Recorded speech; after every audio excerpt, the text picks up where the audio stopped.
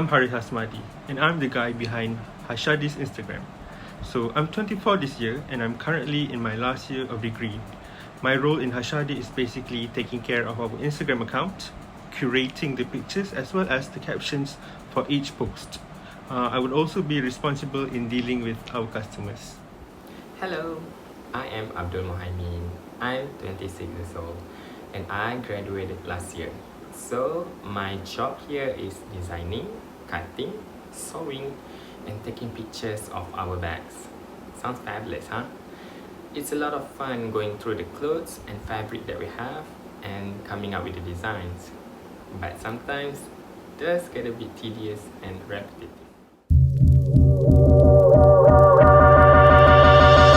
So, it all started when my mom asked me to clear my closet. She asked me to get rid of my unwanted clothes. Clothes that no longer fit, deemed out of style, or ones that are just collecting dust in the closet. Most, if not all of these clothes are in mint condition. It would be a waste to simply throw them away, and I have no idea who or where to donate these clothes to. So what I did was I brought them to my friend, Mohaimin, who is a phenomenal seamster. I asked him whether he could turn these garments into tote bags, and the rest is history. Upon receiving the request, at first I was a bit unsure of how to go about making the tote bag or how it would turn out. I had to sit down for a while and think of how to execute the tote bag. Believe it or not, there are a lot of technicalities involved in making a bag. It's not just simply cutting a piece of fabric and putting it through the sewing machine. It requires some thought put into it, especially when we are using articles of clothing such as a t-shirt and a pair of pants. These materials have a limited amount of fabrics and they have these unique features such as buttons, zippers, and cuffs that need to be taken into account. There simply isn't any room for error.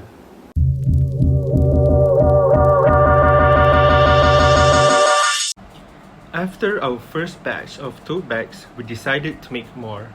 That was when we came across the term upcycling. We learned that our landfills are actually overflowing with waste and that we are running out of options. One of the contributing factors to this problem is fast fashion. So, what is fast fashion?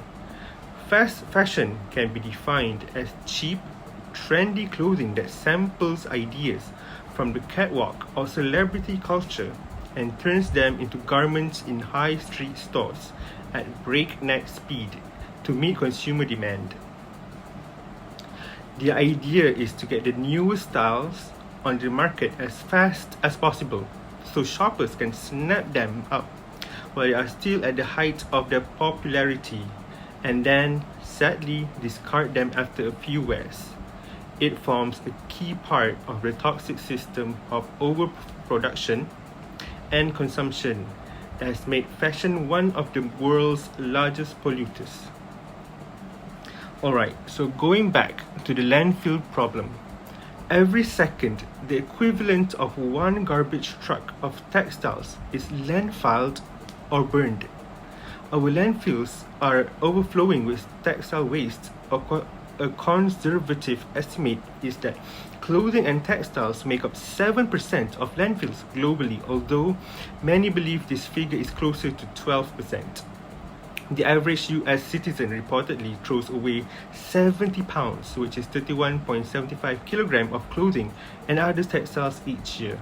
So upon discovering this terrible fact, we made a pact to only utilize used garments or fabrics in making our bags. We would never buy new fabrics. This is our small contribution towards the cause.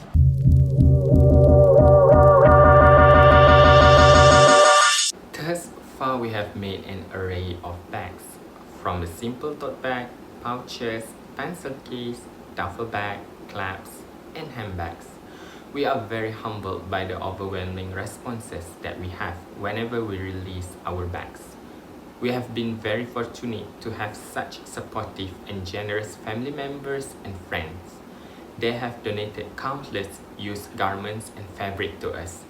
They have also helped by sharing our posts and spreading the news about our little business to others. So far, we have had the opportunity to use and experiment with so many types of clothing. We have used the typical shirts and t-shirts, denim, kain batik, vest, apron, skirts, baju kurung, baju Melayu, and even blazers. Each and every article of clothing is unique in their own way, and we definitely had an interesting time making these bags.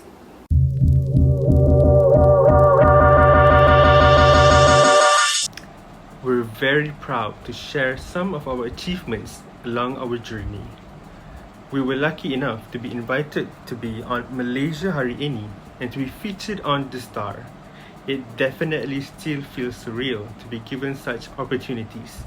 But for us, our proudest and most impactful achievement would have to be that we managed to collect 1,253 ringgit for a fundraising event.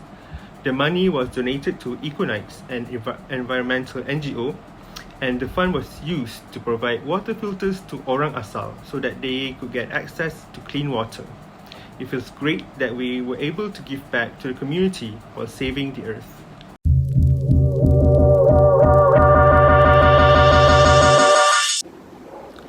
We hope that our story will make people realize that each and every one of us has what it takes to make a change. If you can't think of a way to save Mother Nature, the best thing that you can do is by spreading awareness and educating others. Not only that, nowadays you can find so many helpful articles or videos on how to reduce your carbon footprint. You can also look up crafty tutorials on how to give your old items a new purpose, just like how we recycle used clothes into bags. In difficult time like this, you can also gain some cash while you are at it. Take it from us, another man's trash might be another man's treasure.